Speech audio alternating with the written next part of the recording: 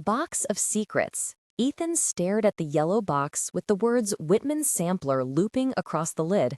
He knew there wasn't a single vanilla caramel or molasses chew inside. "One day, I might let you have a look under that lid, Ethan Wate," Amma had said after she caught him poking around the candy box when he was 7. But today isn't the day. The contents of the Whitman Sampler box remained one of the many mysteries about the woman who helped raise Ethan. Like Amma's actual age, his dad estimated between 70 and 80 when she died, but no one had ever been brave enough to ask while she was alive. The secret ingredient in her fried chicken batter? Link thought he'd narrowed it down to red pepper, bacon drippings, or old red seasoning salt, none of which seemed exactly right. And the reason Amma had knocked on the door of Waite's Landing and moved in the day Ethan's parents brought him home from the hospital. His mom maintained it was because Amma didn't think Leela knew anything about babies, but Amma claimed it was because she couldn't stand the thought of Ethan being raised on frozen biscuits and store-bought pie. And now that she was gone for good, no one would ever know. Ethan ran his hand over the faded cardboard and turned to his girlfriend, who was sitting cross-legged on the bedroom floor next to him, scratching words into one of her notebooks as she twirled her black curls. Why would Amma leave me her box? Why not my dad? Ethan hadn't realized he'd said the words out loud and was almost relieved when Lena seemed to be only half listening. "Ethan," she said as she turned a page, "do you really want me to answer that?" "No." He set the box on the rug in front of him. "Maybe I'll get to it tomorrow." Ethan knew he sounded sad and tired. It had only been 3 weeks since Amma's funeral, and he still missed her as much as on the day she died. After losing his mom, he knew that over time, the pain would fade into the background just enough to make it bearable, but it would never go away. Everything that reminded him of Amma was moving deeper and deeper inside him. The crinkles at the corners of her eyes, the strings at the back of her apron, the sounds of the one-eyed menace stirring up 10 kinds of trouble, and not just in the kitchen. Even now, he could almost hear Amma's lingering footsteps on the creaking boards of the hallway floors as she settled into his heart for a good long stay. Ethan was startled out of his thoughts, at first by the velvet touch of Lena's hand slipping into his, and then by the even softer words reaching into his mind. Maybe she wanted the person she loved more than anyone else in the world to have it, Lena Kelted. It was their private language, Kelting, the unspoken way casters had always communicated with their kindred. After all that Ethan and Lena had been through together, there were still some things too intimate to be said aloud, even to the girl you loved. He closed his eyes and leaned his head back against his old mahogany bed. "Amma loved my father, Lee. You know that." She closed her notebook and rested her head against his.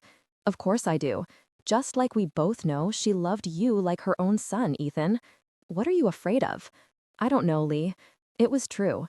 Ethan's dad had given him the yellow box a few days ago, following Amma's letter of instructions, but he still hadn't found the courage to open it, and he didn't know why. Wordlessly, Lena sat up and pulled the box back, sliding it between the two of them. Now she faced Ethan as they sat on either side of the cardboard candy box. He saw the familiar look on her face. There was no more stalling. "I don't know," Ethan said again. She looked up at him. "You're talking about Amma, remember? It's not going to be something dramatic from your past, and it's not going to be live snakes." "You're right," Ethan said. She hated snakes, even more than drama. It could be anything from crossword puzzles and number 2 pencils to the Holy Grail, or Red Hots, Ethan said. He took a deep breath and touched the box once again. "When I was in 2nd grade, I had a nightmare about Amma dying. I couldn't sleep for days, and eventually she dragged the reason out of me. She said, 'I'm not dying anytime soon, Ethan Wate. I know the exact date I'm leaving this world to meet my maker, and I've still got plenty of pies left to bake before then.'"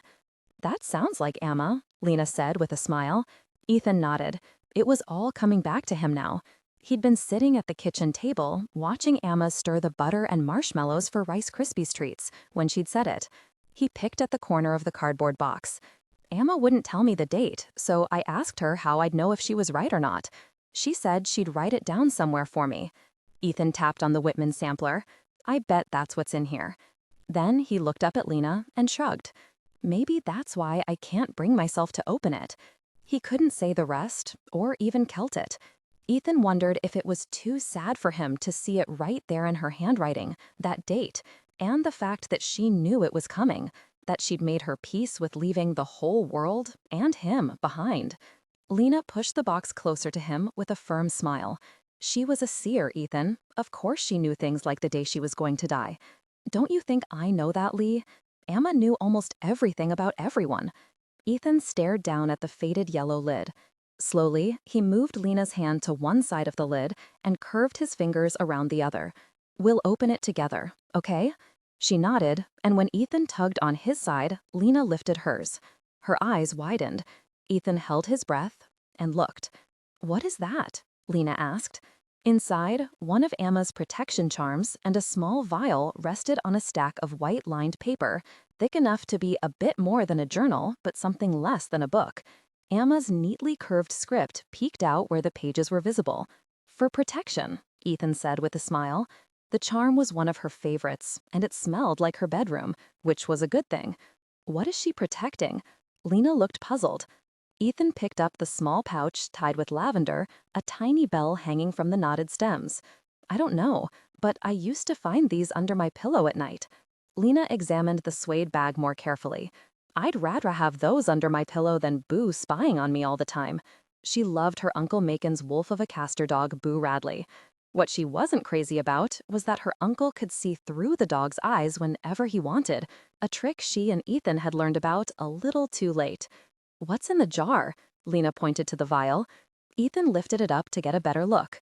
Are those? She scrunched up her nose. Baby teeth, he finished for her. He rattled the jar. Aw, that's so cute. Lena kissed his cheek. And so disgusting. Probably also for protection. From the tooth fairy? She grinned. Ethan knew she was just trying to keep him from losing it. It almost helped, but more than that, it reminded him how much he loved her. Both of you, he thought, looking back at the charm. With the other items out of the box now, it was easier to read the words on the top page. Two stood out from the rest. Ethan Wate. Ethan's chest tightened. He couldn't read any further. Seeing his name written in her handwriting felt like losing her all over again, just as he'd known it would. This is the worst part, Ethan, I promise. The warmth came flooding back into his mind as Lena squeezed his hand. I know, Lee. Are you okay? I'm not, but I still need to read it. He looked back down at the page. Ethan, wait. If you're reading this letter, it's because I've decided it's time you knew the story I never could tell you. The story of how I ended up on the porch at Wate's Landing the day your mama brought you home from the hospital, fussing like you didn't want any part of what was happening in the world outside her belly. It's a story that started with a little girl and a deck of cards. You see, I picked a hole in the universe long before you did, Ethan Wate. I found my way to you, didn't I? And I'd do it again. You'll always be my boy, in this world or the other world, and don't you forget it. Be good. I'm watching. Amma lifted the rest of the pages out of the box and began to read. The cards never lie. 68 years earlier. In Amma's family, knowledge and secrets were fiercely guarded until the time came to pass them down to the next woman in the Trudeau line, or, in this case, the next girl. Because at 11 years old, Amma knew more about checking the swamp for gators and kicking the tar out of the boys than she did about being a woman. Women were old and ornery, like Mama and Grandmama. And Aunt Delilah, Amma thought, watching her great-aunt shuffle a gilded deck of cards with her bony hands. The cup of hot lemon water next to her shook with every vibration.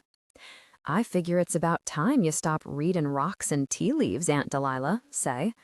Amma stared at the floor, her cheeks hot. The tea leaves were only the one time, and it was an accident. I was taking Mrs. Marshall's cup to the kitchen, and the leaves sort of talked to me. Well, that one time was more than enough for Reverend Marshall's wife, seeing as you told her about the good Reverend's lady friend and predicted his death 2 days before the man dropped dead. It could have been a coincidence, Amma suggested hopefully.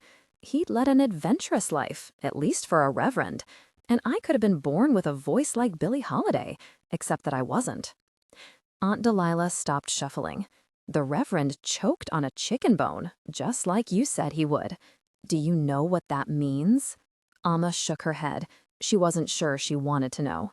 Her great-aunt patted the seat of the wicker chair next to hers. When Amma sat down, Aunt Delilah leaned close. "It means you're a seer.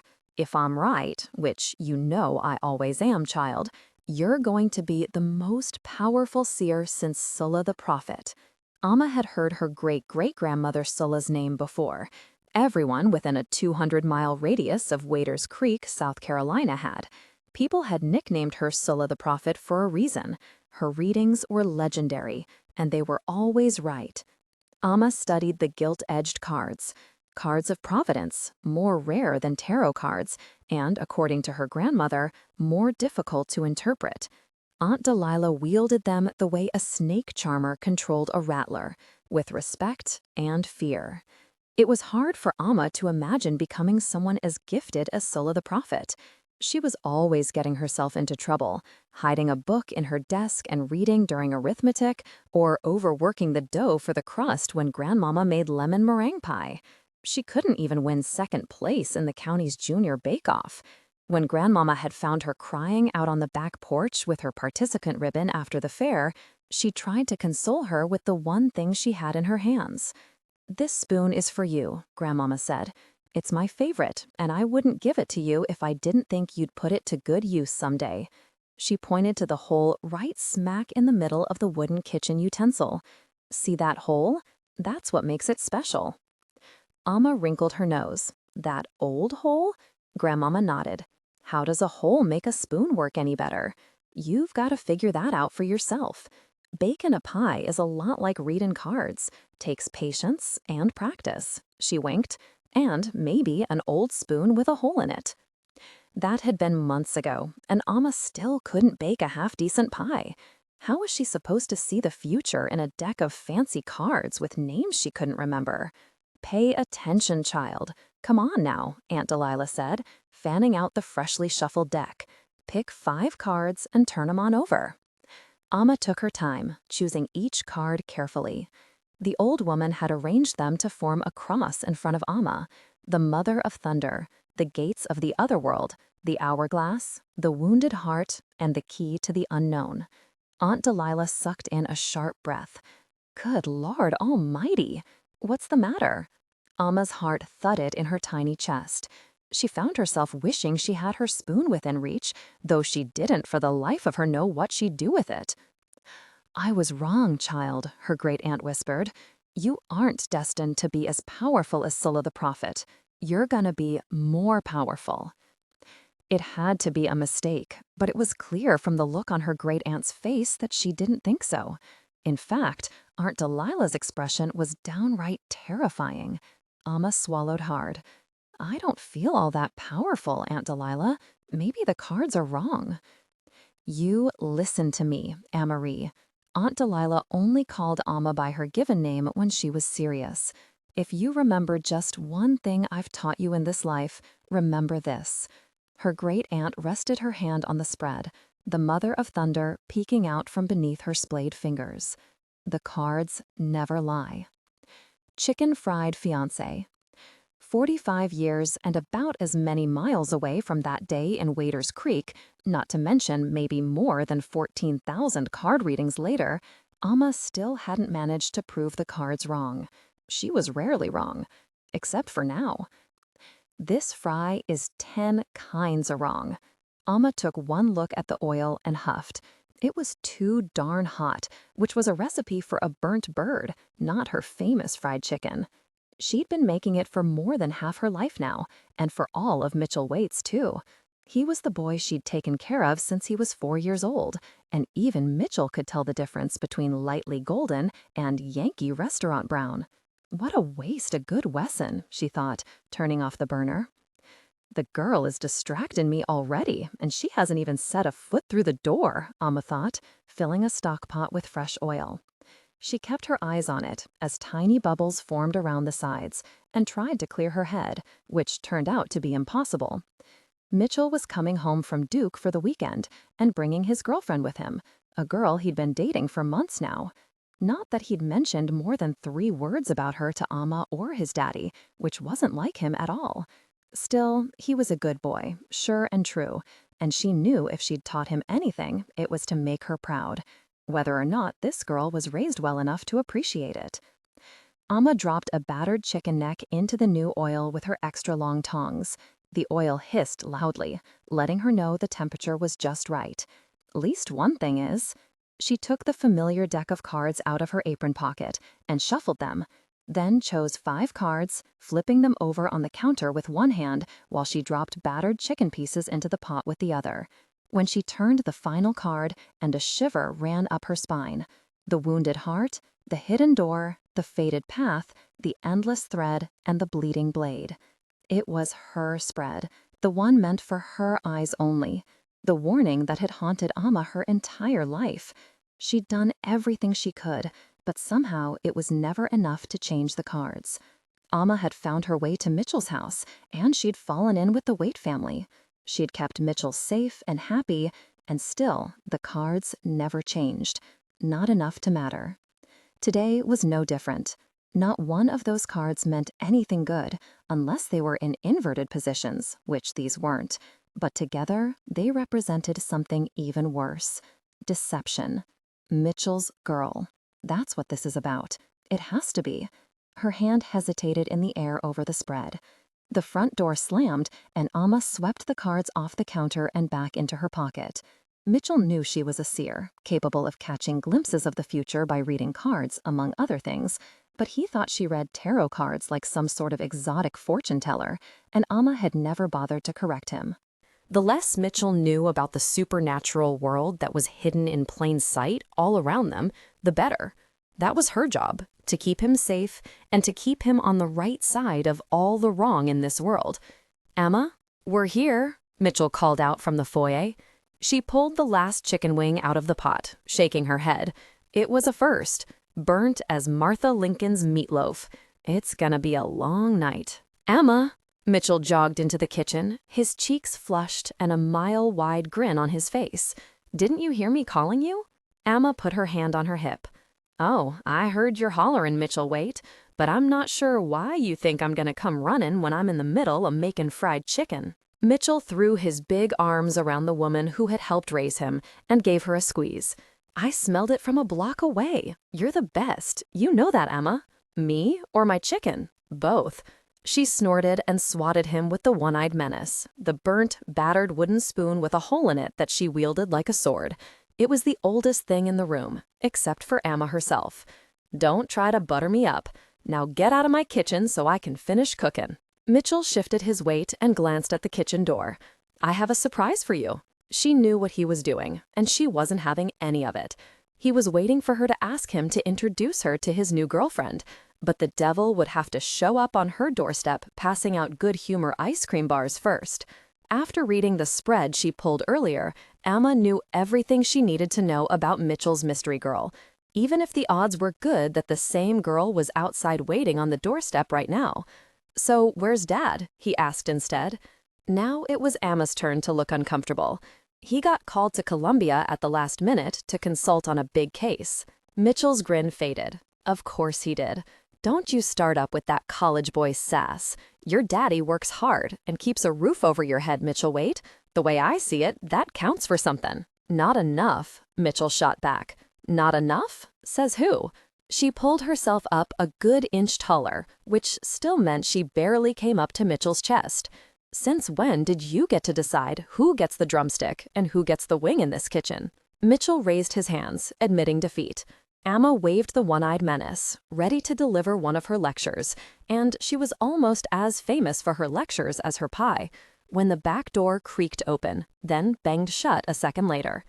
Amma, hearing the familiar banter in seconds, lowered her spoon. "Good God Almighty, when it rains, it just keeps right on rainin'," she muttered. "Now, Harlan, I'm gonna visit Daddy at his new place," Mitchell's Aunt Prudence said, instead of nursing home. "But there's a tuna casserole in the icebox, and Mercy and Grace will check in on you." Aunt Prue, who probably should have been named Impudence, and her sisters, Aunt Mercy and Aunt Grace, neither of whom had been blessed with grace or mercy, had a habit of dropping by whenever the scent of Amma's cooking caught the wind into town. "I don't need your sisters fussin' and carryin' on over me. I'm a grown man. I know how to find my own supper," a man's voice said from the back hallway. "And if you don't mind me sayin', you've been spendin' a lot of time over at that nursin' home." Aunt Prue breezed into the kitchen with her brow-beaten husband, Harlan, in tow, and turned to glare at him. "As a matter of fact, I do mind you sayin', and it's not a nursin' home." She opened her mouth, most likely to give him another piece of her mind, when she noticed her nephew. "Mitchell, I didn't know you were gonna be here." "Then you're gettin' senile," Amma said, "because I told you just this mornin'." Aunt Prue ignored the dig and gave Mitchell a hug, tucking 2 sour lemon candies in his shirt pocket. "You save these for later," she whispered, "but don't you chew 'em, or you'll wreck your bridges." He nodded. "Never." "I hear you found yourself a girlfriend." Her shrill bingo tone was back. "Where are you hiding her?" Amma huffed from the kitchen.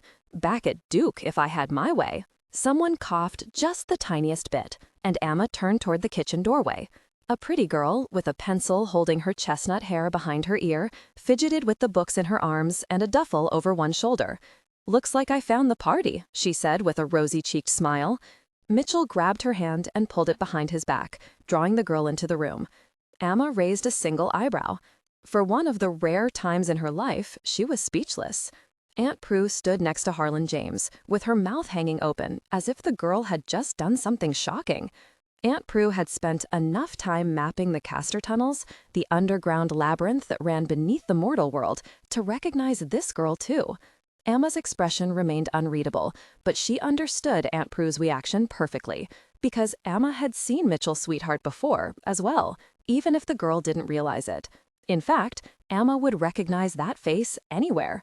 But finding out she was Mitchell's girlfriend and seeing her holding hands with Mitchell in her kitchen was a shock to the system, a feeling Amma Trioto didn't like, and a position she certainly didn't find herself in often. Thank the good Lord for that. Mitchell stepped forward. "Amma, this is Leela Evers, the girl I'm in love with." "You hush," said Aunt Prue, looking horrified. Leela blushed. "Mitchell, stop," she said in a tone that implied she didn't mind one bit. "You might want to slow down, son, or you'll scare her off," Harlan said from where he stood behind Aunt Prue. Mitchell looked down at his girlfriend, and they exchanged a conspiratorial glance. "I don't really have to worry about that, Uncle Harlan." He raised his hand in front of his chest, his fingers still intertwined with Leela's. A tiny diamond, no bigger than a sequin, glinted on Leela's ring finger. "That is," just Aunt Prue spluttered. "I know," Mitchell beamed. "I'm the luckiest man in Gatlin." He looked to Amma, who stood motionless in the doorway. "I'm sorry I didn't tell you first, Amma. I was so happy I just couldn't wait, and I couldn't let her get away." Aunt Prue couldn't look away. "Oh, she's a keeper, all right. I reckon so." Amma raised the one-eyed menace, and Aunt Prue clamped her mouth shut. Leela's gaze darted to Amma. "Mitchell talks about you all the time, ma'am. It's so nice to finally meet you." "Is it?" Amma wiped her hands on her apron.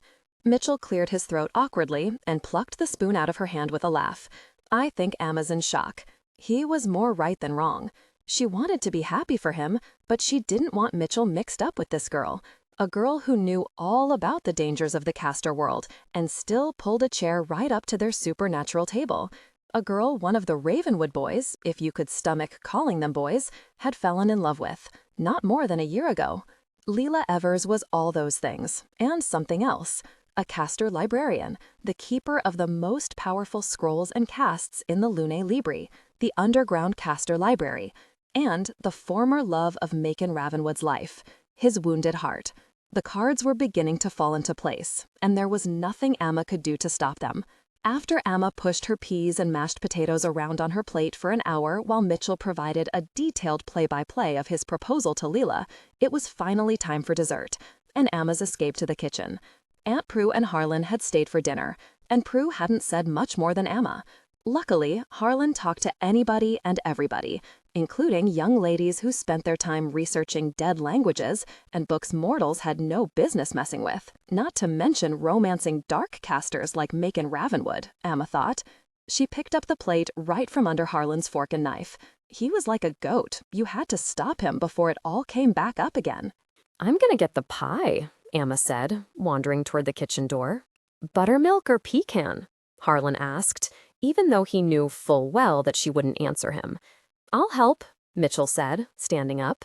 You will not, Sticky Fingers, Amma scoffed. Mitchell had a hard time keeping his fingers off her famous crest, but tonight she had another reason for wanting to keep him out of the kitchen. Leela can help me. She's the only person at this table I trust to keep her hands off my pie. Mitchell looked at Amma suspiciously, but she only shrugged. Leela looked pleased and pushed her chair away from the table. I handle rare documents every day, ma'am, she smiled as she walked toward Amma. I'll treat your pie with the same care. Will you now? Amma banged open the kitchen door. She didn't say another word until the door between the dining room and the kitchen swung shut behind them, and she heard Harlan carrying on about Mercy and Grace driving him to drink. In the safety of the kitchen, Amma's sanctuary, she didn't waste any time. Leela smiled.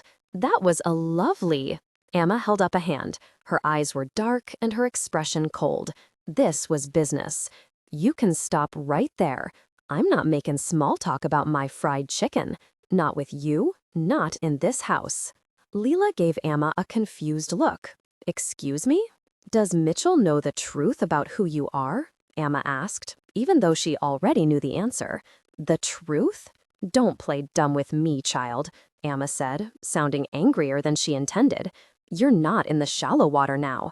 I know all about the tunnels that run underneath this town, and the people using them. I also know you're waist deep in their world. She leaned forward, which means one wrong step and you go all the way under. The color drained from Leela's face, and she reached for the wall next to her.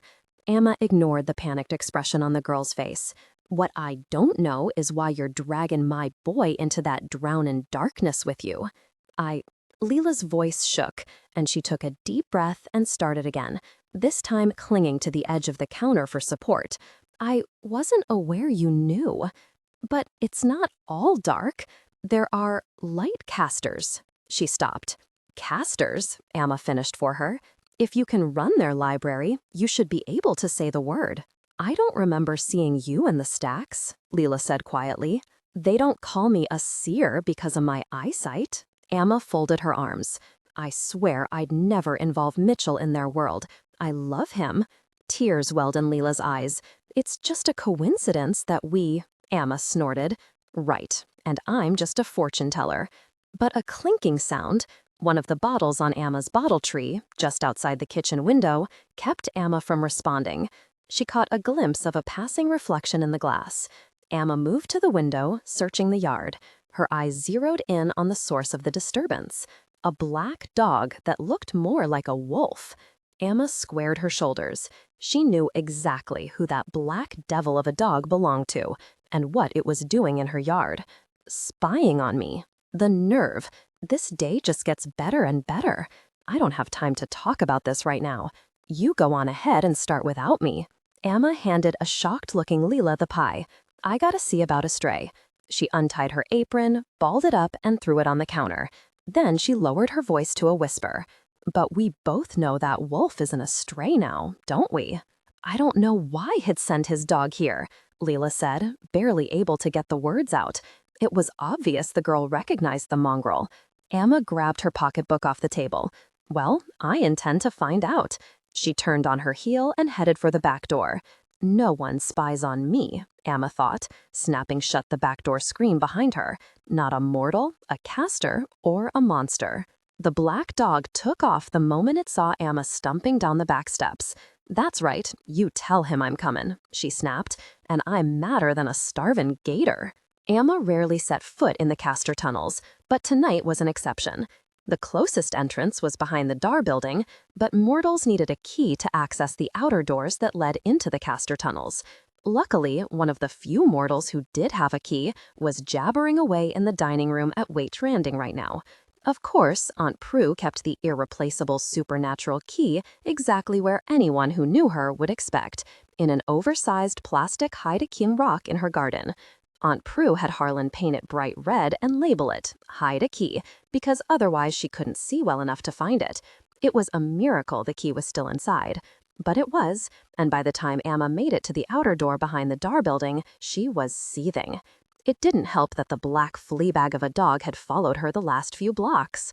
"You're lucky I don't have my spoon with me," Amma said to the dog as he crouched in the bushes. He whimpered in response. "Oh, really? You chew that one up, and I'll just get myself another." She didn't have to know what Macon's dog was saying to know it was sass. Even the dogs are mouthy today. Just as she slid the key into the lock, a shiver ran up her spine, and she knew she wasn't alone anymore. Amma kept her eyes fixed on the door. "You could try saying hello, like respectable folk." "Good evening," a man said, from somewhere behind her. "And I didn't mean to intrude." "Didn't you now?" She let her hand drop from the key. "I assume you're looking for me, and I thought I would make it easier for you." Amma turned slowly, her hand clutching the protective metal at her throat. She hated being this close to a creature as full of darkness as an incubus. But a Ravenwood incubus was almost unthinkable. I faced Macon Ravenwood before, and I'll face worse yet. "Aren't you considerate?" Amma straightened her back and studied the incubus's pupilless black eyes. "Maybe you should use some of those manners the next time you think about using your wolf over there to spy on me." Macon raised an eyebrow. "I'm impressed, Miss Trudeau. Most mortals aren't aware that caster animals afford us certain advantages. If you think your only advantage is that mangy old dog, you got another thing coming. I know all about your kind." She pointed a skinny finger at the handsome young man's face. "My mama was killed by a monster like you, your own kin for all I know." Macon Ravenwood flinched as if she'd struck him. Amma wasn't sure if it was the revelation about her mother or calling him a monster that did it, and she didn't much care either way. "I'm sorry to hear that." He kicked at the dirt, the tails of his long black overcoat flapping in the breeze. He looked more like a boy than a dangerous monster. "No one wishes they could change what they are more than I do, but I wasn't offered a choice, and you can't imagine what I've lost because of it." "Like Leela Jane Evers?" Amma snapped. "Is that what you're mooning about?" Macon's head jerked up. Amma took a step closer to him. "That's right. I know about you and the mortal caster librarian. My question is, does your daddy know?" She'd played her card, and from the look on Macon's face, Amma knew it was the right one to play. "Word travels," Macon said. "Is that so? Then how about these words?" She leaned even closer. "You can quit your sulkin' and your lurkin' and take your fanged flea bag and leave us all alone." Macon stepped back. "That's precisely what I plan to do." "Then get on with it already." She waved her pocketbook at him in the shadows. "This is me seeing you off." "I just wanted to," Amma scoffed. "We all know what you wanted, Macon Ravenwood." He shook his head. "You don't. I only meant to check on her and see that she was happy. I heard," Macon took a deep breath, "I heard she was engaged to someone from Gatlin, a mortal." He said the word as if it cut him, and Amma was pretty certain it did. "She is." Amma drew herself up, ramrod straight. "That someone is Mitchell Watea, boy I raised. You understand? My boy." The pocketbook swung dangerously close to the incubus with every word. "And I swear to you right now that I'll put one foot in the grave before I let you do anything to hurt him. That's why I'm here. You and I need to come to some kind of understanding." "What sort of understanding would that be?" the incubus asked innocently. Amma's eyes narrowed. Leela Evers might not be the girl we want to see Mitchell end up with, but he's my boy, and she's the one he wants. So you'll let him be. As Amma spoke, she knew that every single word she was saying was true. He was her boy. Not Macon Ravenwood or Sulla the Prophet herself could stop it. Saying the words opened up a whole stew of feelings, bigger and colder than Lake Moultrie in a wet winter, and there was nothing she could do to change them. Amma scowled at the incubus one more time for good measure. "Do we understand each other?" Macon nodded slowly. "Absolutely." He turned as if he was about to walk away, then glanced at Amma over his shoulder. "I loved her. I want you to know that." "That's funny, seeing how much I don't want to know it," Amma said. He shrugged. "I thought you might find it reassuring. I'd never hurt her, or anyone she cares about." Amma crossed her arms. She didn't believe him. "It's not easy," he said, "having your fate decided for you. But you know something about that, don't you, Miss Trudeau? He raised an eyebrow. You've seen it in your precious cards, I would imagine. Before Amma had a chance to answer, Macon Ravenwood dematerialized, disappeared right in front of her, as if he'd never been there at all. Luck of the draw. It had taken years, almost the whole length of the engagement, for Amma to get used to the idea of her boy Mitchell marrying Leela Evers. They had been engaged all the way up to graduation, but the moment they stepped off the stage with their graduate diplomas in hand, Mitchell and Leela had announced they were getting married in 3 months. Amma had been sure they were messing with her.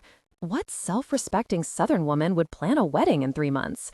It turned out Amma could, with a little help from Mitchell's older sister Caroline, Leela's best friend Marion, plus the sisters, Aunt Prue, Aunt Mercy, and Aunt Grace, and the local chapter of the Daughters of the American Revolution, which was headed up by Martha Lincoln, an uppity and altogether unpleasant young woman who drove Amma to her wits' end, but who controlled the use of the nicest reception gazebo in town.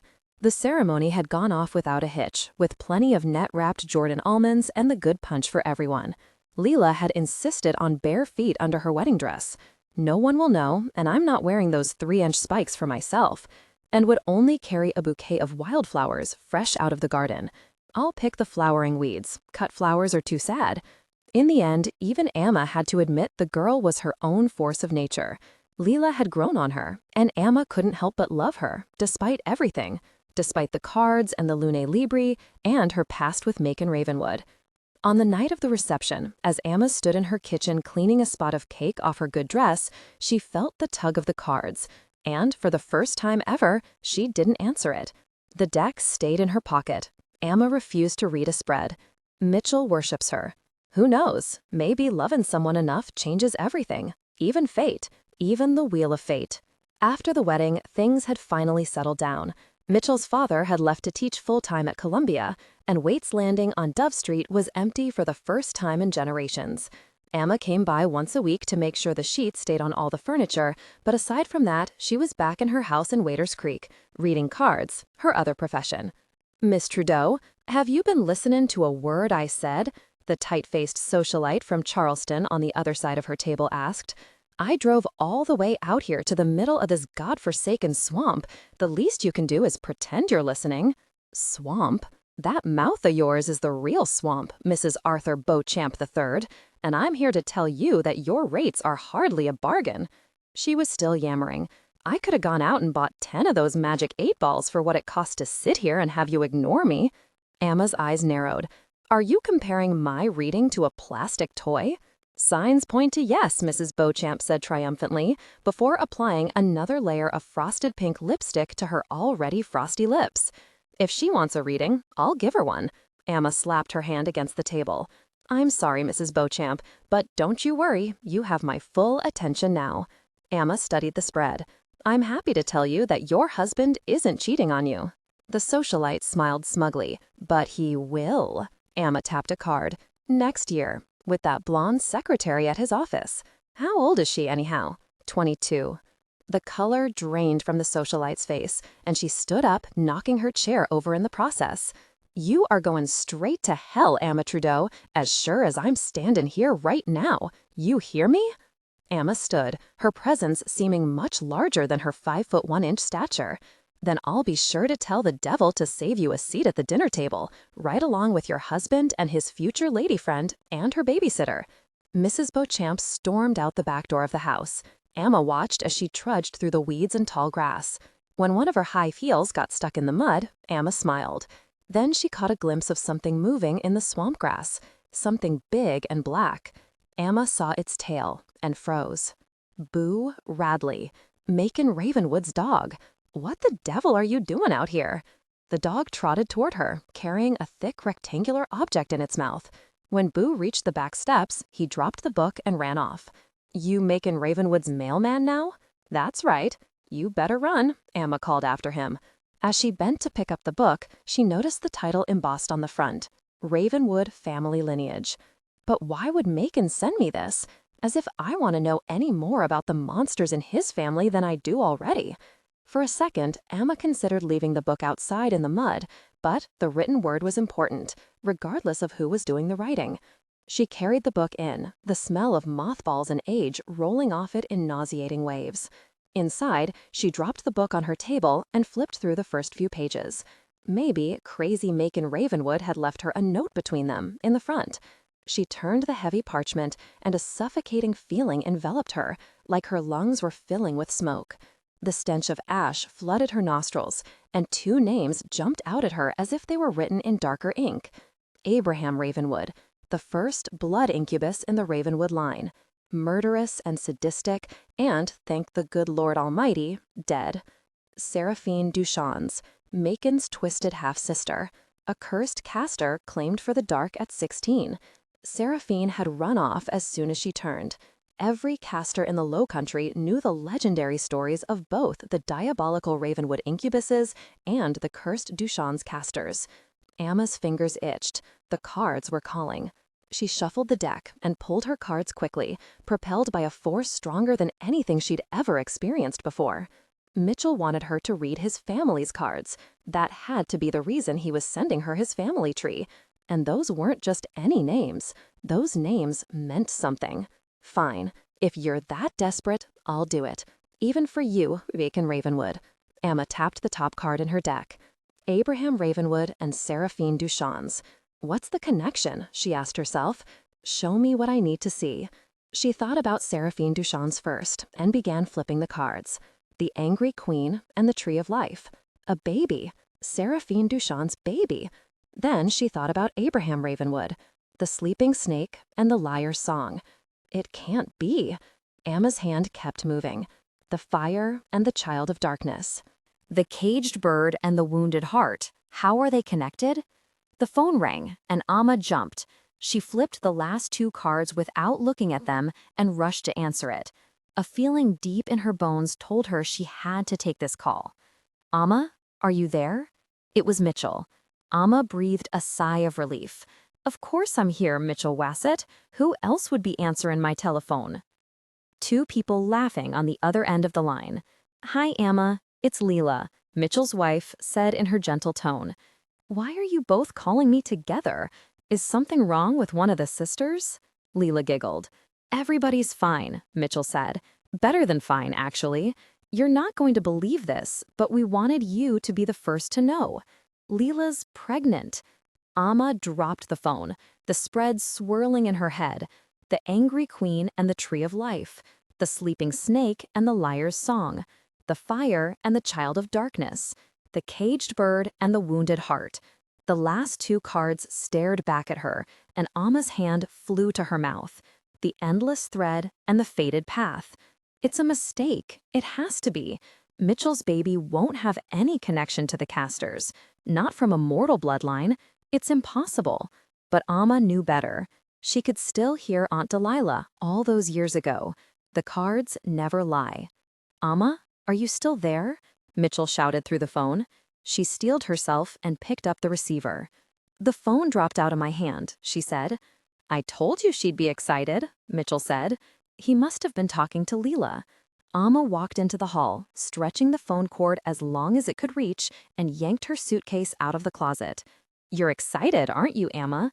Mitchell asked expectantly. She could hear the need in his voice.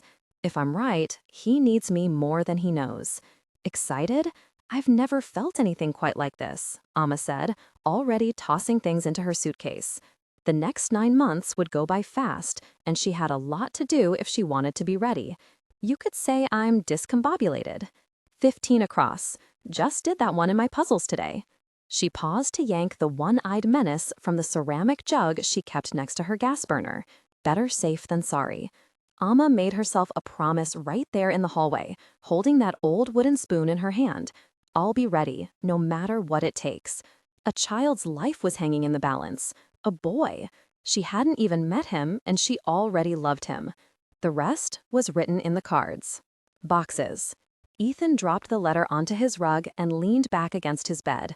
It was all for me. You knew that, Lena said, looking up at him. She lay her head on his shoulder. I didn't know how much or how far back it went. Amma found my father because of me. She waited and watched over me, even before there was a me to watch. Ethan rubbed his eyes with a fist. He didn't care if Lena saw him cry, but he knew Amma would reach over from the grave and smack him if he carried on like a baby because of her. Amma lived with the cards, Lena said. She knew what was coming, and she pulled that string anyway. They say some seers work across whole generations that way, like time is a big tapestry, and they're the ones doing the weaving. She shrugged. I guess destiny is a powerful thing. Ethan dropped his head in his hands. It was too overwhelming. How do I live with knowing she made that kind of sacrifice? It was her choice. She did what she wanted to do. I thought it was because she loved me, love. Ethan kelted the words because he couldn't bear to say them out loud. It was, Lena kelted back. But how could it be? If it started before she even met me? Lena smiled and climbed into Ethan's lap before she answered. Love before first sight? Do I really have to explain how that's a possibility? It was what had happened between them when Ethan was dreaming about Lena before they ever met. She took his face in both hands, kissing his damp eyes. Ethan smiled, tucking his face against her sweater and pulling her close. He'd keep the letter, just like he'd kept every one of Amma's old crossword puzzles. They helped him understand her, and even more importantly, they helped him remember. I'm still your boy, Amma. I'm still here. I'm listening. The words were all he had left of her now. Okay, I am ready. Please paste the content you want me to rewrite.